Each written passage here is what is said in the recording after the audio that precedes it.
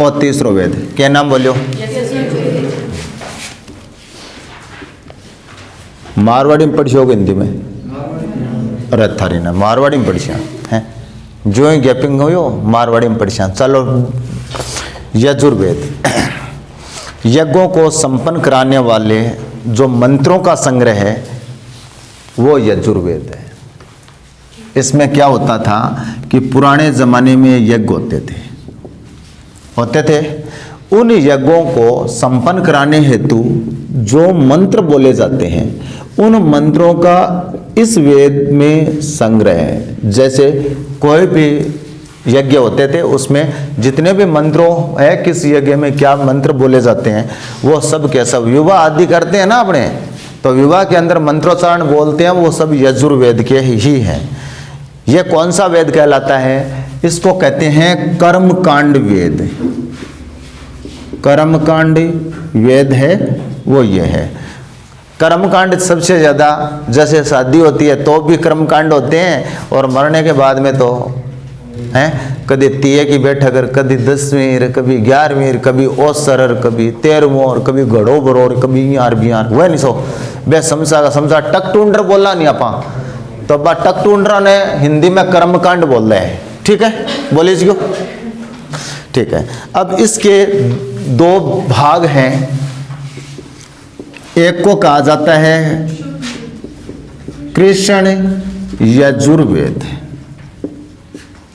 और दूसरे को कहा जाता है शुक्ल यजुर्वेद। एक को कृष्ण और दूसरे को शुक्ल। देखो अब जो शुक्ल है उसमें केवल मंत्र हैं, इसके अंदर केवल मंत्र लिखे गए हैं, जबकि कृष्ण यजुर्वेद है यह गद्यात्मक है। यानी इसमें अपने बातें करते हैं ना, सीधा अखबार पढ़ते हैं, सीधी लाइन, जैसे कहानी रिपोर्टाज होते हैं स्टोरी वगैरह, तो उनकी जो चर्चाएं हैं वो इसके अंदर है। ठीक है, इनको पढ़ने वाला, सामवेद को पढ़ने वाला उद्गाता, ऋग्वेद को पढ़ने वाला होत्र और इनको पढ़ने वाला था अथर्वयु। ये लो, इनको पढ़ने वाला अथर्वयु ये है। इनको जो बांचता है, इनका जो अंतिम अध्याय है ऋग्वेद का वो ईशोपनिषद कहलाता है। अंतिम यजुर्वेद का अंतिम अध्याय ईशोपनिषद। ये लो, ज्यादा कुछ नहीं है, एकदम आसान है। वापस देख लीजिए, इसका यज्ञ को संपन्न कराने वाले मंत्र हैं, इनको कर्मकांड वेद भी बोला जाता है। दूसरा, इसके दो पार्ट हैं, कृष्ण यजुर्वेद है यह गद्यात्मक है और जो शुक्ल वाला है उसमें केवल मंत्र हैं। ये मंत्र अपने बच्चे के जन्म से लेकर मृत्यु तक जितने भी अपने होते हैं ना, जैसे मतलब मृत्यु होती है तो नामकरण संस्कार होता है, जन्म होते हैं उस समय हैं, और जन्म से लेकर के लास्ट में अपने मरते हैं तब अंतिम संस्कार होता है ना, तब तक बहुत सारे क्रियाकलाप अपने कर्मकांड करते हैं, वो सब मंत्र बोले जाते हैं ना, वो सब इसी के अंदर है। और अब अंतिम और पढ़ लो, देख लो फटाफट, देखो कौन सो आगे है? अथर्ववेद। अथर्ववेद आल्यो सो टोना टटोना है माए। चलो, इसका संकलन तैयार किसने किया था? अथर्व नामक ऋषि ने। पहले तो इस वेद का संकलन करता कौन होगा? अथर्व ऋषि। इसका संकलन करता अथर्व ऋषि हो गया। इस अथर्व ऋषि जिसको संकलन करता होता है ना, उसको ही अपने प्रथम दृष्टा बोलते हैं। तो इसका प्रथम दृष्टा या संकलन करता अथर्व ऋषि को ही माना जाता है। मान लिया। दूसरी बात खास क्या है कि इसके अंदर है क्या, जो इस संसार में व्यक्ति रहता है फिर वह चाहता है कि अपने इस संसार में जितने दिन रहे ना अपने सुख भोगे, तो सुखों को देने वाली जो शक्ति है वो किस वेद में है? या यूं कहूं मैं कि लौकिक सुखों को प्राप्त करने वाली या लौकिक सुखों को प्रदान करने वाली संहिता। तो इसके अंदर है, संसार में रहता हुआ इंसान ये चाहता है कि मैं बीमार न हूँ, मेरे पास बहुत सारे पैसे आए, और दूसरा मैं दूसरे से बहुत ज़्यादा बड़ा आदमी बनूं। तो वो सब कार्य इसी के अंदर है। आपने देखा होगा ना कि चौराहे पर शनिवार को 7 फांक और 7 मिस्त्री की डलियां रख दो, थारी नौकरी लाग जी। और आप कहेगा भाग्या भाग्या जमा है, कुछ मिठाई ले जावा, एक कोरो कुलड़ियों ले जा, बट चौरा पर रख दिया, क्यों मोहन जी हैं, और एक नारियल रख दिया, टिक्को काट दिया। बे समझी बात है नहीं बे, किसी वेद में अथर्व वेद में होगी। ओ जो अंधविश्वास है जो सो ही है। अच्छा चलो कोई बात नहीं। हाँ, जादू टोने, तंत्र मंत्र, भूत प्रेत, ठीक है, इन सब से संबंधित जो झाड़ फूंक आदि इन सब का वर्णन है वो इसी वेद के अंतर है। अच्छा, इनको जो वाचन करने वाला है उसको अपने ब्रह्म कहते हैं, ठीक है। वाचन करने वाला, बांचने वाला कौन कहलाता है? ब्रह्म है। आल्यो सा एकदम आसान है नहीं, समझ में आ गई के? तो ये चारों वेद आ। अब बातें कर लें आप थोड़ी सी उपनिषद की। अगली हेडिंग डालना उपनिषद। देखो उपनिषद क्या है? ये उपनिषद है वो अनिश धातु से बना है। धातु इनकी याद जरूर रखना है। उपनिषद शब्द किस धातु से बना है? अनिश धातु से बना है, जिसका अर्थ क्या होता है? किसी के पास बैठना, किसी के पास बैठना। तो इसका मतलब आप यही समझना कि पुराने ज़माने में एक गुरु के पास में कोई जो शागिर्द होता था, शिष्य जाता था, वो वहाँ पर जाकर बैठता था, ठीक है। गुरु के पास में जाकर बैठता और उनसे अपने जितने भी दिमाग में प्रश्न चल रहे हैं वह गुरुजी से उन प्रश्नों का उत्तर मांगता।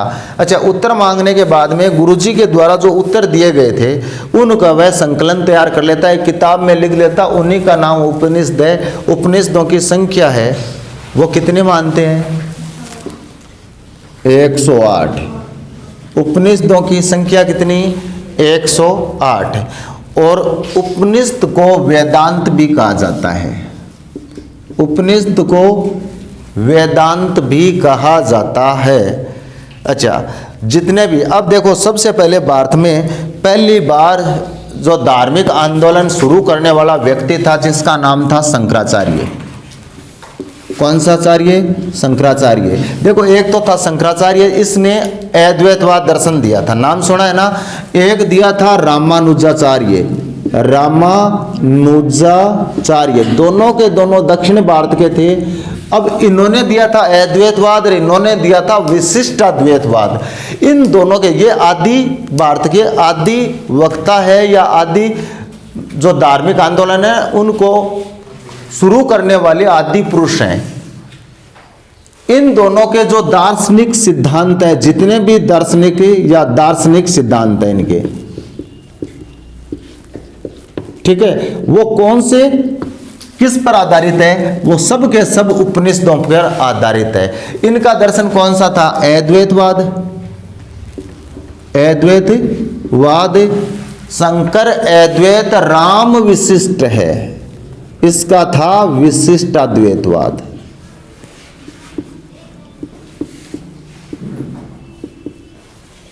विशिष्ट अद्वैतवाद, ठीक है। अच्छा, अब मुख्य उपनिषद है तो कुल उपनिषदों की संख्या 108 थी। मुख्य उपनिषद 12 ही मानते हैं। 12 ही उपनिषद है, उनको अपने मुख्य मानेंगे। समझ गए इतनी बात है। अच्छा, इसमें कौन कौन से, जैसे कुछ नाम है आपको, एक तो याद रखना है ऐतरेय, लिख दिया। दूसरा कौशितकी, कौशितकी नाम सही से लिखना। तीसरा तैतरेय, तैतरेय। चौथा कंठ। पांचवा प्रश्न। छठा मुंडको, छठा मुंडको, मुंडको उपनिषद। ऐसे ही एक दो नाम और है।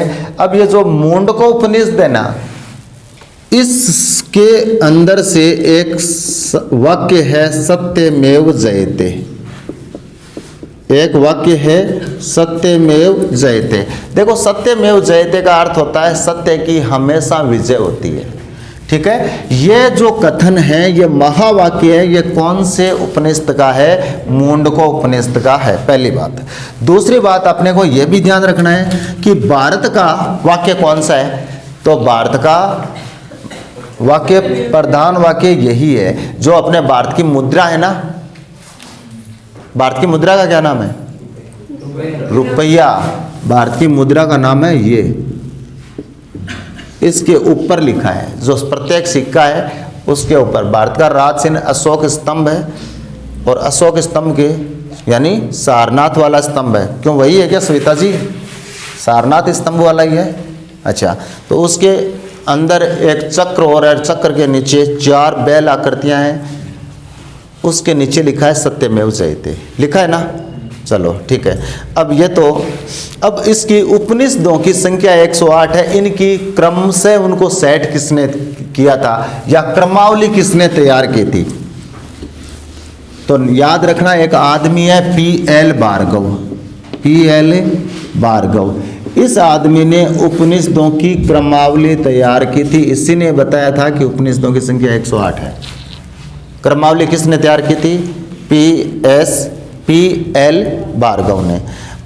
इतनी बात है। तो उपनिषदों की बात इतनी है, किसी के पास बैठना और किसी के पास बैठकर वो जब लिखते थे तो उसको शंकराचार्य के और रामानुजाचार्य के जो दर्शन है वो किस पर आधारित हो गए? वो भी इसी के ऊपर आधारित। मुख्य उपनिषदों की संख्या 12 और टोटल 108। मुंडको उपनिषद से सत्यमेव जयते है वो लिया गया, जो भारत का महावाक्य है।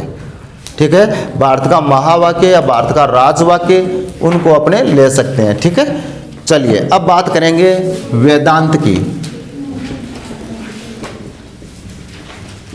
वेदांत लिख दिया गया। वेदांत का 100% प्रश्न आता है। आज तक किसी भी परीक्षा से वेदांत से मतलब प्रश्न है वो टला नहीं है। इसको मोस्ट लगा लेना, याद कर लेना अच्छे से। पहला, वेदांतों की कुल संख्या आएगी 6। कितनी? 6। पहला जो वेदांत है इसको किस नाम से जानेंगे? पहला वेदांत है शिक्षा। और वेदांत वेदांग है, ये वेदांग है, वेदों के अंग है। पहला का नाम शिक्षा। देखो, शिक्षा से मतलब क्या था? शिक्षा से मतलब था अपने वेदों का उच्चारण कैसे करें। जो वैदिक शब्दावली है उसका शुद्ध रूप में उच्चारण, ये किस में बताया गया है? शिक्षा में बताया गया है। और इसको यानी शिक्षा को वेदों की नाक कहा जाता है। शिक्षा को वेदों की नाक कहा जाता है। दूसरा था कल्प। दूसरा क्या है? कल्प। देखो, कल्प जो है इसके अंदर पूरा का पूरा धार्मिक वर्णन है। धर्म से संबंधित हम सब स्नातक या स्नातन धर्म के लोग हैं, उसका पूरा का पूरा वर्णन इसके अंदर है। और वेदों का हाथ किसे कहा जाता है? कल्प को। ठीक है, वेदों का हाथ किसे कहा गया? कल्प। तीसरा है व्याकरण। क्या है तीसरा? व्याकरण है। अच्छा, व्याकरण जब तीसरा है तो व्याकरण के अंदर किसका वर्णन है? किसी भी शब्द का विश्लेषण है, कोई भी शब्द है ना, कहाँ से आया, कैसे बना, किस धातु से बना, तो इसके अंदर है विश्लेषण पूरा का पूरा। और व्याकरण से ही हम शब्द की विश्लेषण कर सकते हैं, ठीक है। इसको वेदों का मुख कहा जाता है। तो देखो सबसे खास बात यही है, अगर आप व्याकरण के ज्ञाता हो तो समझ लेना आप बहुत बड़े आदमी हो। हाँ हाँ, मुख होते वेदों का। चौथा है क्यों विनोद, वेदों का मुख बन जी के व्याकरण जी को नहीं परिचय है। अच्छा, निरुक्त, निरुक्त, देखो निरुक्त शब्द का अर्थ क्या होता है? व्युत्पत्ति होता है, व्युत्पत्ति। इसके अंदर व्युत्पत्ति को अपने तोड़ेंगे ना तो ये शब्द बनेगा विधन उत्पत्ति, यानी किसी चीज का रिपीटेशन है, दोबारा पहले कोई चीज थी वो खत्म हो गई, दोबारा उसका निर्माण होना है, उसको बोलते हैं व्युत्पत्ति। इनको बोलते हैं वेदों का कान, यह वेदों का कान है। नेक्स्ट छंद। छंद के अंदर क्या है? बस जो छंद है यानी वेद, जितने भी छंद शास्त्र है उनके बारे में इसका वर्णन है। छंदों की रचना, छंद दो प्रकार से बनते हैं, एक में मात्राओं की गिनती करके जड़ मिलाई जाती है, दूसरे में वर्णों की गिनती करके जड़ मिलाते हैं। तो छंद दो प्रकार के हो गए, मात्रिक छंद और वर्णिक छंद। इनको कहा जाता है वेदों के पैर, वेदों के पैर। और लास्ट और अंतिम छठा जो है ज्योतिष।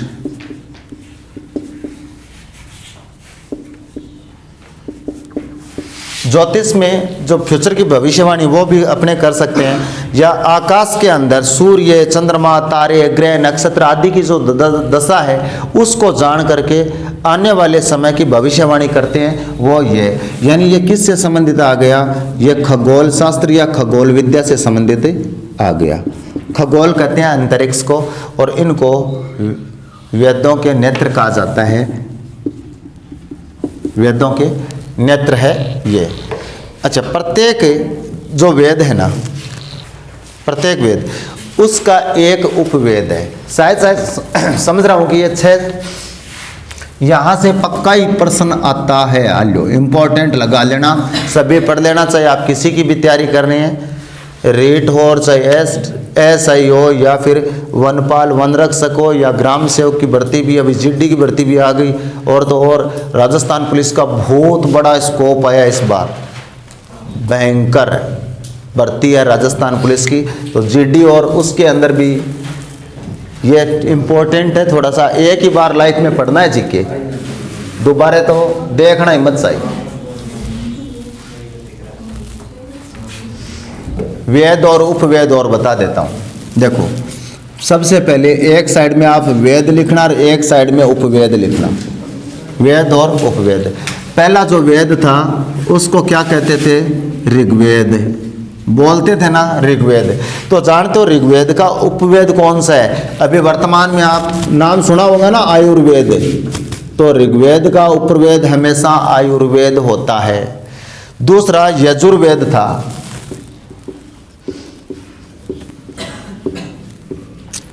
यजुर्वेद। यजुर्वेद का उपवेद धनुर्वेद था।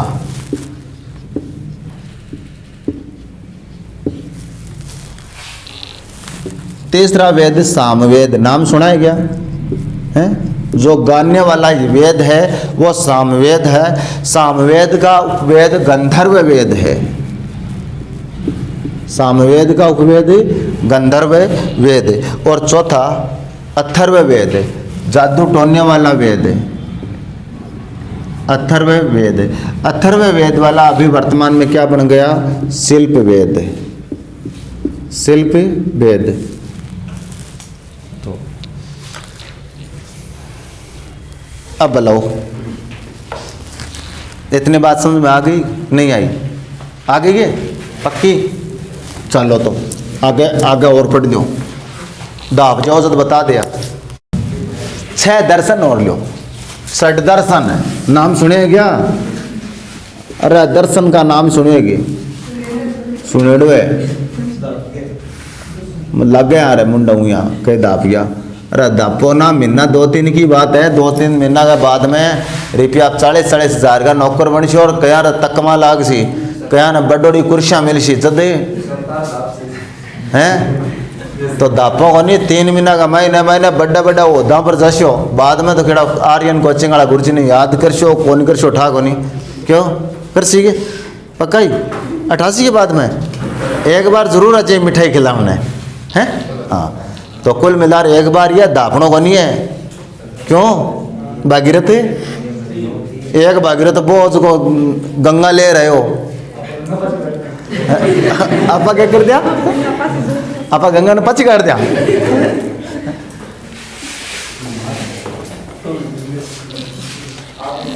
आज इंडिया जी क्यों बोर कौन कौन हो रहा है? सही बताया है? सही हो रहा है? कौन बोल रहे हो कैसे? अरे बोर ना हो यार, इतना ज्यादा कोनी दौरो कोनी गया महाभारत आगे शी गई मकी कोनी बापा राजस्थान जी के पड़े अभी ना सरल कोनी क्यों है बे ना सरल है। एक लड़को जो स्पेशल इंडिया जी के को आप हो नहीं थान तो एकदम इजी लाग तो लगे। चलो ठीक है। तो 6 दर्शन। पहलो दर्शन वैशेषिक।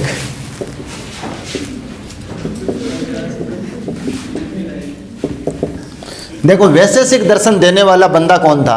कणाद। इनके आगे इनको जो दर्शन जिन्होंने दिया है ना उनके नाम लिखते जाना एकदम आसान है। दूसरा न्याय दर्शन। न्याय किसने दिया है?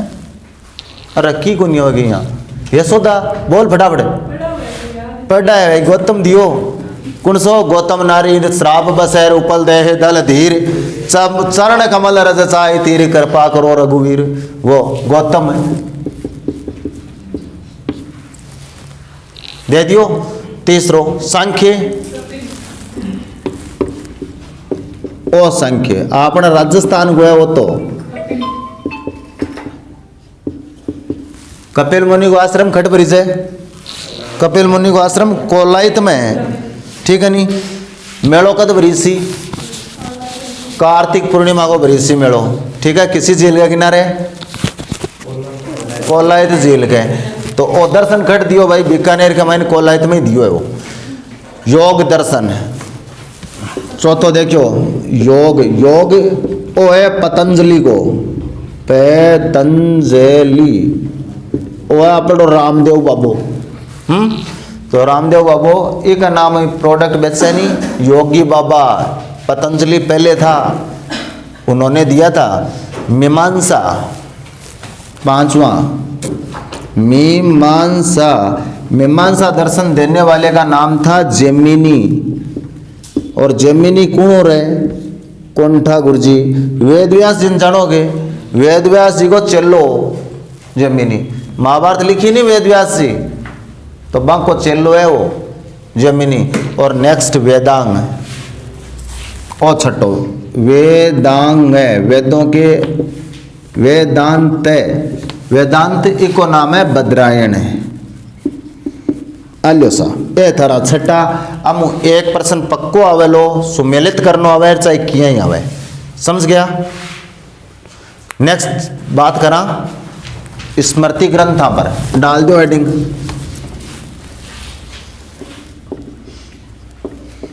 स्मृति ग्रंथ तो क्योंकि स्मृति ग्रंथों को धर्म शास्त्र कहा जाता है। याद रखना कोई आदमी कहना कि हमारे धर्म शास्त्रों में ऐसा लिखा है तो इसका मतलब उस भाई को तो यह नहीं पता कि धर्म शास्त्र कहते किसे हैं। लेकिन आप जरूर याद रखना जो स्मृति ग्रंथ लिखे गए हैं केवल उन्हीं को धर्म शास्त्र कहते हैं।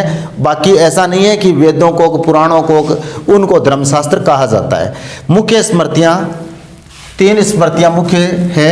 एक तो है मनुस्मृति एक है नारद स्मृति एक है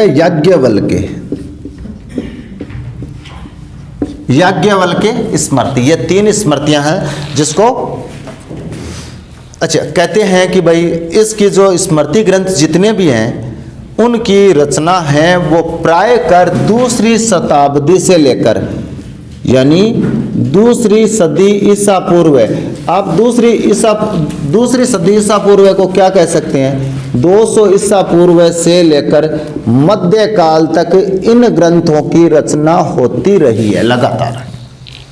तो इनका जो समय है स्मृति ग्रंथों का दूसरी शताब्दी से लेकर मध्य काल तक का इनका टाइम आएगा। अब इसमें है क्या?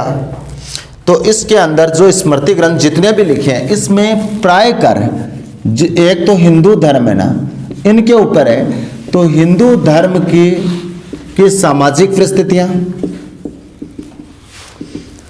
नीति, राजनीति व्यवस्था या राजनीतिक व्यवस्था, धार्मिक व्यवस्था,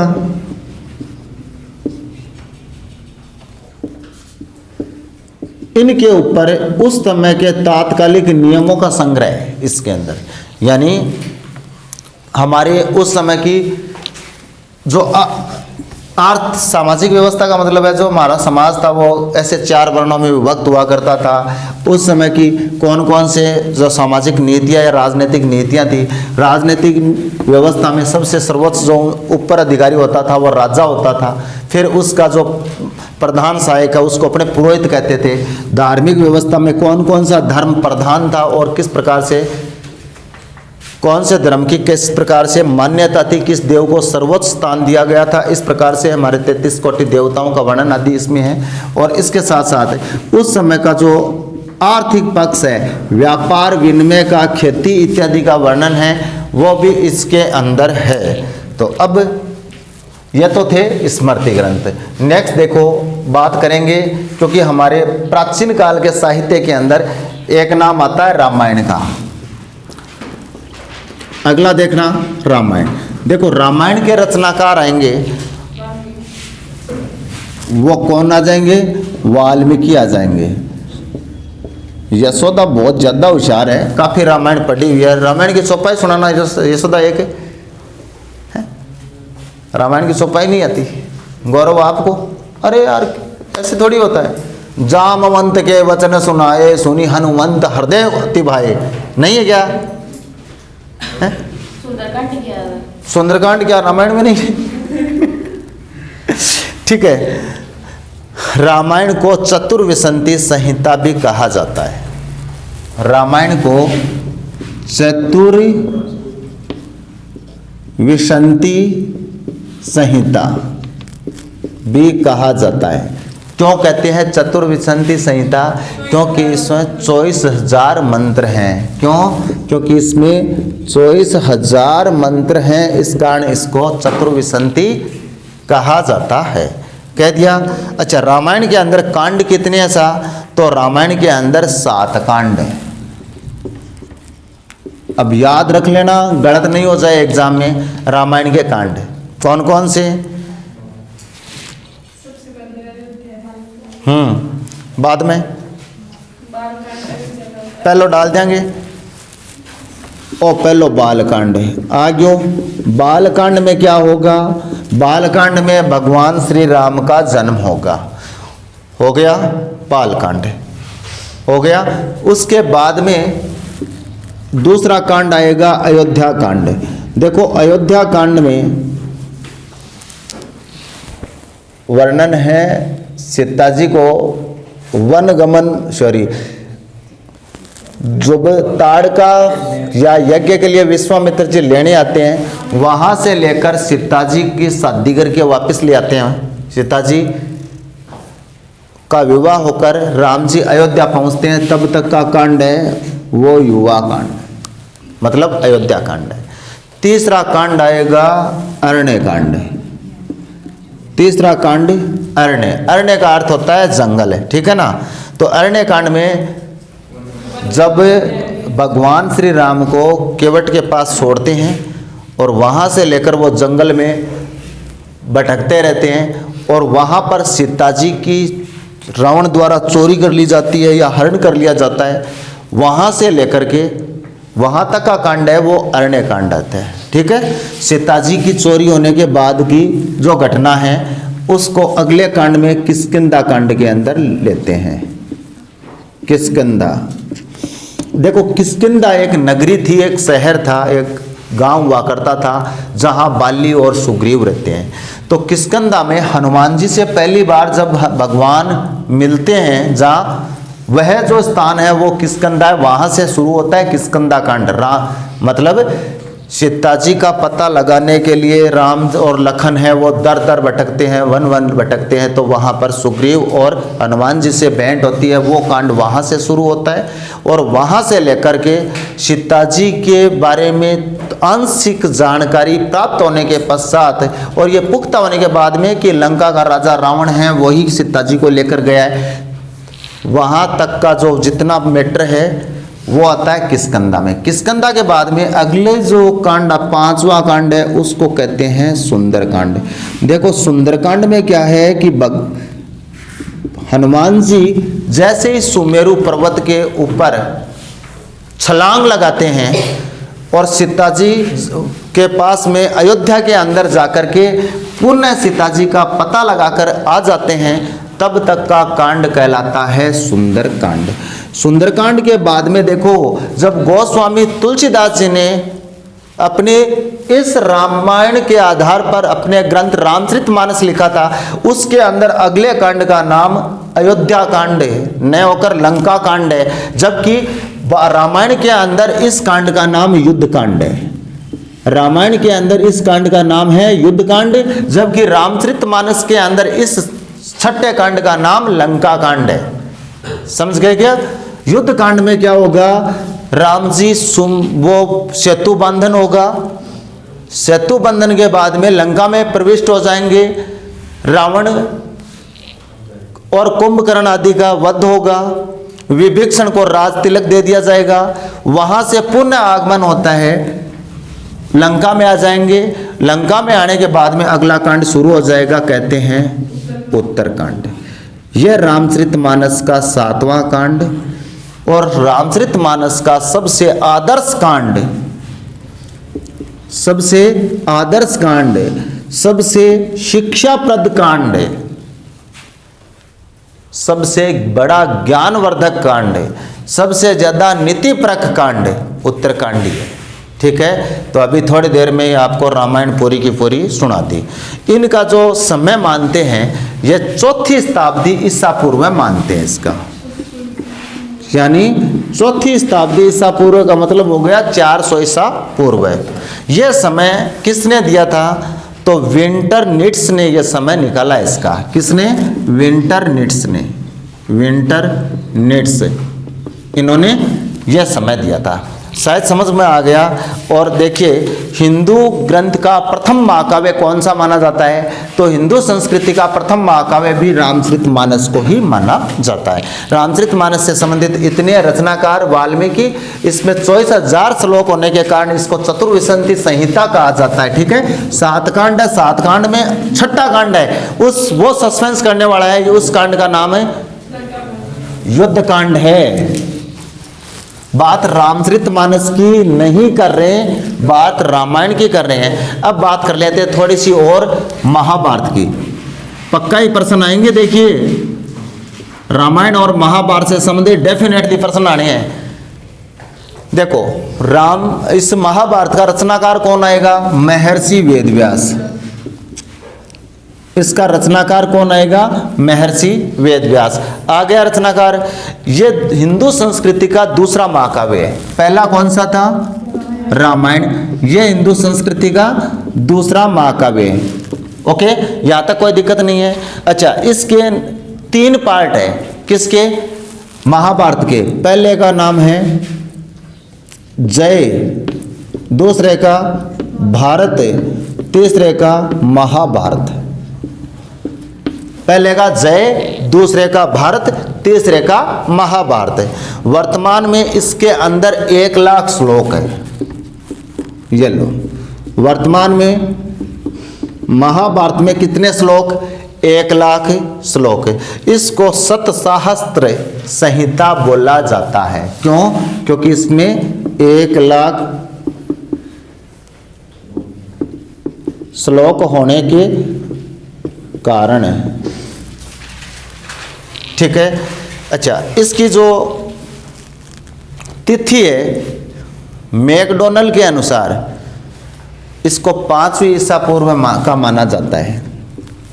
5वीं ईसा पूर्व में माना था किसने? मैकडोनल्ड ने। इंग्लिश इतिहासकार हैं ये, इसके अनुसार ये मान्य थे। ठीक है। तो शायद मैं समझ रहा हूँ कि आपका वैदिक काल जो आज आपने पढ़ा पूर्णतः पूरा का पूरा याद हो गया। चारों वेद पढ़ लिए आपने, पुराण पढ़ लिए, उपनिषद पढ़ लिए और ये आपका रामायण और महाभारत पढ़ लिए। ठीक है। अच्छा, एक चीज़ और ध्यान रखना कि रामायण तो है कांड में विभाजित, किसमें? जबकि महाभारत है किसमें? अध्याय है कि महाभारत में पैरव है। महाभारत हमेशा पैरव में विभाजित है, उसमें कांड है ना, तो महाभारत में पैरव है। ठीक है।